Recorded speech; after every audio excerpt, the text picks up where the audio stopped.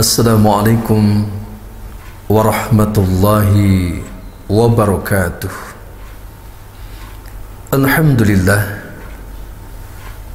Alhamdulillahi rabbil alamin, wal aqibatu lil muttaqin.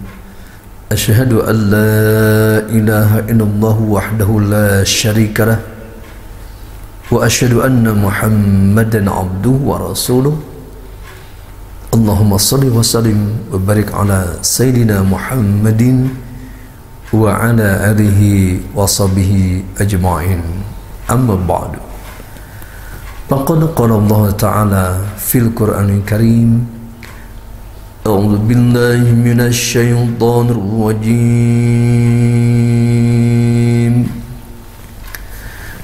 Bismillahirrahmanirrahim.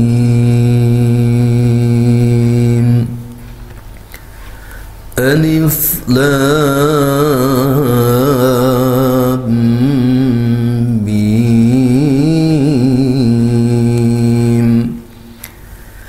Dzalikal kitabu la raiba fihi hudan lil muttaqin. Shadaqallahul azim. Para pemirsa RTV yang dimuliakan Allah Subhanahu wa taala, alhamdulillah pada kesempatan yang berbahagia ini kita dapat berjumpa kembali dalam rangka mempelajari kitab suci Al-Quran dari kacamata Ulumul Quran. Beberapa episode yang lalu kita telah mempelajari Asmaul Quran bil Quran. Nah, pada kesempatan kali ini kita akan mempelajari untuk beberapa episode yaitu Asmaul Quran bil Kitab, yaitu nama-nama Al-Quran dengan Alkitab. Nah, pada kesempatan kali ini kita akan membahas awal surah Al-Baqarah ya, ayat 1 sampai 5. Di sini diberikan informasi yaitu kata-kata Alkitab, yaitu Dzalikal Kitab. Ini sebuah anugerah tentunya dari Allah Subhanahu wa taala.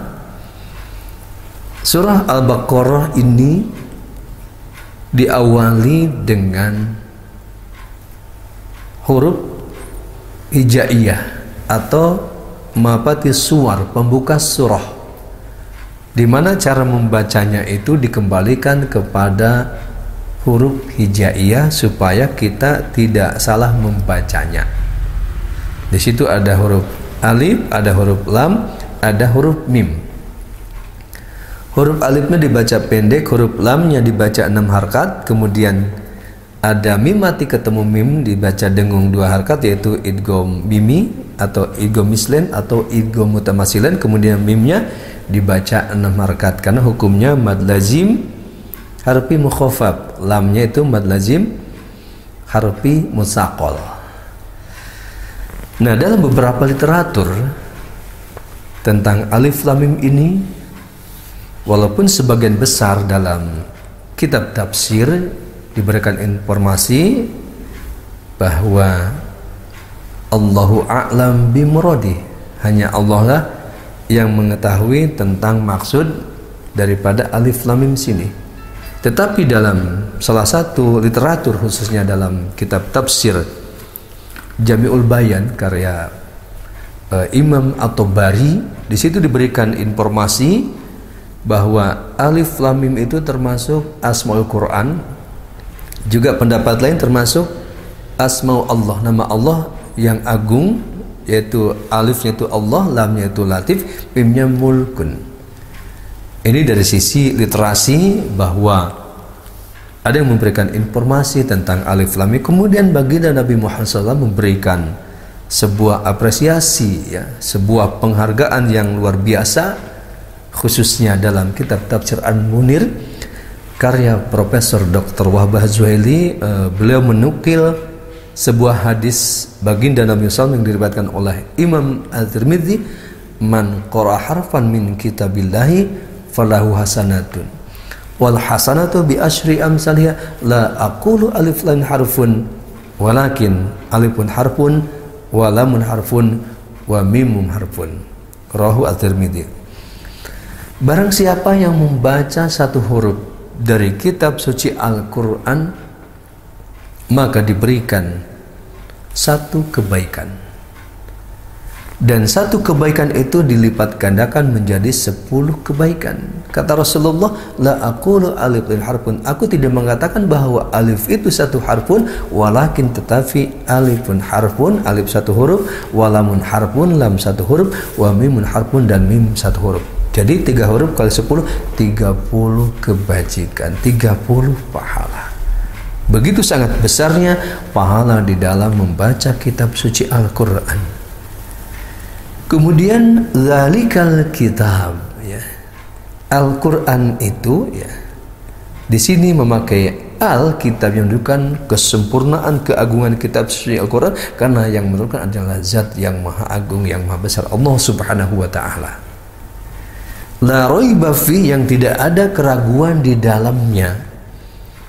Tidak ada keraguan dalamnya, karena memang Al-Quran itu diturunkan oleh Allah subhanahu wa ta'ala secara khususiyah, hudan lil muttaqin, yaitu menjadi petunjuk bagi orang-orang yang bertakwa.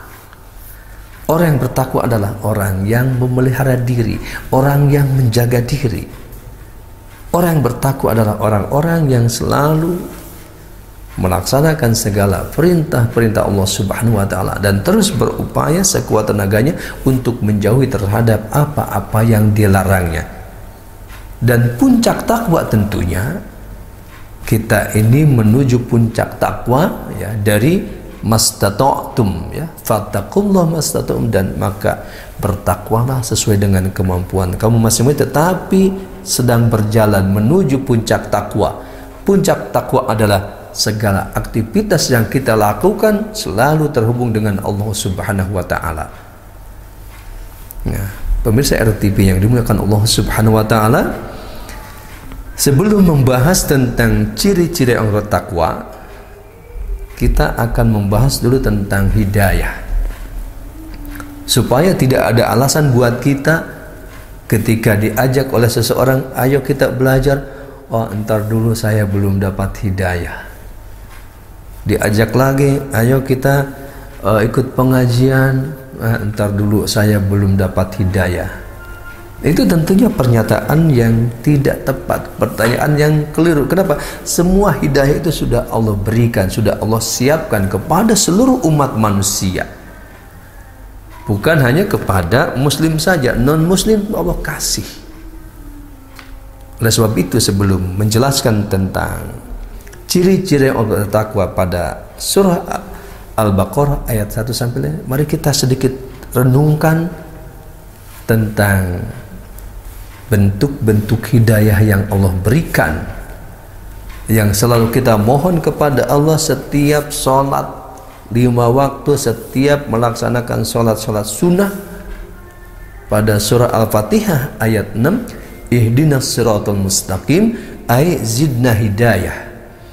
Ya Allah, tunjukilah kami ke jalan yang lurus. Itu adalah zidna hidayah, memohon tambahan petunjuk kepada Allah subhanahu wa ta'ala, sehingga betul-betul kita dalam hidup ini mendapatkan hidayah. Walaupun tentunya, ya, ketika kita membaca surah Al-Fatihah itu tentunya penuh dengan kekhusyuan, penuh dengan pemahaman terhadap kandungannya, bukan hanya lewat begitu saja, sehingga tidak mempunyai efek tentunya. Nah, ini sebuah renungan buat kita. Kembali di dalam tafsir Al-Munir karya Profesor Wahbah Zuhaili, hidayah yang Allah berikan kepada manusia itu 5 tingkatan. Yang pertama adalah hidayah ilmu fitri, ya. Hidayah berbentuk insting, khususnya ketika bayi lahir, ya, ketika lahir menangis. Mungkin menangis itu, ya, karena ada rasa takut, mungkin ada gelisah, mungkin juga karena haus, mungkin juga karena lapar. Kemudian sang ibu yang Allah berikan senjata yang luar biasa ya, kemudian diberikan ASI, langsung diam. Nah, ini namanya insting untuk menyusu ya. Juga tentunya insting ini bukan hanya sebatas ketika bayi, tetapi harusnya kita kembangkan sampai saat ini. Bagaimana agar insting kita itu mempunyai insting yang peka ya. Peka terhadap kita, peka terhadap kehidupan sosial, peka terhadap kehidupan berbangsa dan negara, untuk dicarikan solusi-solusi setiap ada permasalahan yang dihadapi. Kemudian yang kedua adalah hidayah berupa ada hidayatul hawas. Hidayah berupa panca indera. Ini panca indera itu merupakan hidayah yang Allah berikan kepada kita. Mata kita masih bisa melihat ya. Telinga kita masih bisa mendengar, lisan kita masih bisa berbicara ya. Masih merasakan nikmatnya, lezatan makanan, manisnya sebuah cangkir kopi manis. Itu semua adalah hidayah Allah Subhanahu. Kemudian mata juga melihat pemandangan yang sangat luas. Ya, langit dan bumi Allah ciptakan. Kemudian ketika kita pergi kepada suatu tempat ya, saat kini dengan rekreasi ya, bukan hanya hiburan saja sebenarnya, tapi mengambil ibrah pelajaran betapa maha besarnya, maha kuasanya Allah menciptakan keindahan bumi ini. Itu adalah hidayah hawas. Walaupun tentunya kebanyakan manusia pada tataran hidayah hawas saja sudah banyak berguguran. Kenapa? Karena tadi tidak pandai memanfaatkan hidayah panca indera ini. Kemudian hidayah yang ketiga adalah hidayatul akli. Hidayah berupa akal. Allah berikan akal kepada kita untuk apa? Untuk mampu membedakan mana yang benar dan mana yang salah. Secara naluri kita itu ya sudah bisa membedakan mana yang benar, mana yang salah. Ketika seseorang mencari nafkahnya dengan jalan korupsi, sudah tahu, wah itu salah. Dengan cara menipu orang, wah itu salah. Dengan cara menzolimi orang, wah itu salah. Akal sudah bisa menilai. Tetapi kenapa banyak manusia yang terjerumus melakukan perbuatan-perbuatan tersebut? Nah, kalau dalam bahasa Al-Quran itu yang disebut dengan orang berarti ada ashabul ukul, orang yang punya akal itu adalah orang yang berbuat baik ya, bertindak baik, berpikiran baik, itu adalah namanya ashabul akal, orang yang punya akal. Ketika melakukan perbuatan-perbuatan yang tidak sesuai dengan akal, itu dianggap orang tidak punya akal. Dan dengan akal ini kita sampai saat ini hidup di zaman ini banyak sekali perkembangan, perubahan ya, termasuk kemajuan teknologi ya. Ya. Perjalanan yang jauh bisa ditempuh dengan hanya sesaat, hanya sebentar. Ketika sahabat pemirsa RTV misalkan melakukan ibadah haji umroh hanya dengan perjalanan 9 jam ya, terbang dari Jakarta sudah sampai Jeddah, sampai Madinah. Itu kenapa? Dari akal yang Allah berikan kepada manusia, kemudian manusia melakukan penelitian, melakukan riset, maka terciptalah sebuah pesawat terbang. Bahkan ada sebuah cerita ya, yaitu membuat sebuah impossible ya, ketika Amerika ya mempunyai cita-cita pengen bisa menembus ruang angkasa, itu dikumpulkan seluruh para ilmuwannya. Ternyata sampai sekarang itu sampai ke sana, itu adalah akal yang Allah berikan gitu. Nah, kembali bagaimana akal ini bisa dimanfaatkan untuk kebaikan-kebaikan. Nah, ternyata akal yang luar biasa pun tetap terbatas ya. Di dalam sebuah literatur, akal itu diibaratkan seperti pelampung yang ada di tengah lautan. Tentunya tidak bermanfaat. Kenapa? Ombaknya begitu sangat besar. Maka akal itu perlu tuntunan tambahannya. Itu yang keempat adalah hidayatuddin, hidayah agama, yaitu kitab suci Al-Quran dan sunnah baginda Nabi Muhammad SAW. Kembali kalau kita nilai, akal manusia banyak berguguran. Juga Hidayatuddin ketika hadir kitab suci Al-Quran ya, masuk ke rumah-rumah kita, juga ternyata banyak yang berguguran. Kenapa? Al-Qur'annya tidak disentuh, Al-Qur'annya tidak dibaca, Al-Qur'annya tidak dipelajari. Oleh sebab itu tentunya kita sebagai muslim ya, kita semua hidayah-hidayah yang Allah berikan kepada kita, kita manfaatkan dengan sebaik-baiknya, termasuk Hidayatuddin, hidayah agama ini, kitab suci Al-Quran. Berapa banyak di antara kita yang melakukan akad nikah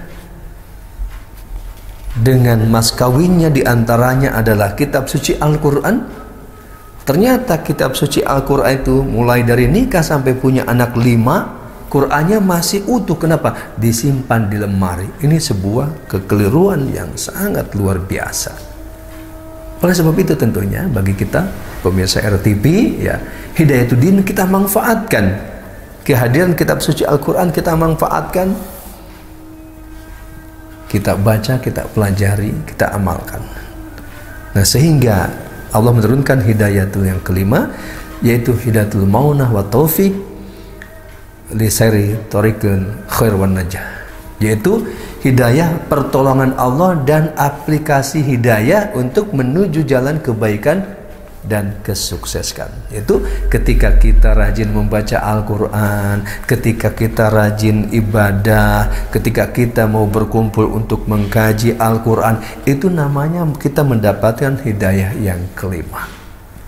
Oleh sebab itu tentunya kita sebagai muslim, sebagai umat Islam, mari kita maksimalkan, manfaatkan hidayah-hidayah yang Allah berikan kepada kita, yaitu kita tingkatkan kualitas ibadah kita, kita tingkatkan wawasan ilmu pengetahuan kita, khususnya dalam mengkaji kitab suci Al-Quran, sehingga kita benar-benar mampu memanfaatkan hidayah-hidayah yang Allah berikan kepada kita, sehingga dengan hidayah tersebut betul-betul mengantarkan kita ke tujuan hidup ya, bahagia di dunia, juga tentunya bahagia di akhirat. Kalau kita meminjam doa sabut jagat, Rabbana atina fid dunya hasanah wa fil akhirati hasanah wa qina adzabar. Ya Allah, anugerahkan kepada kami kebaikan di dunia, juga kebaikan di akhirat, dan jauhkanlah ya Allah kami daripada siksa api neraka. Nah, insya Allah dengan menggunakan hidayah-hidayah, memanfaatkan hidayah-hidayah yang Allah berikan kepada kita, betul-betul kita dapat merasakan kehidupan yang sebenarnya, termasuk manifestasi daripada doa ihdinas siratal mustaqim.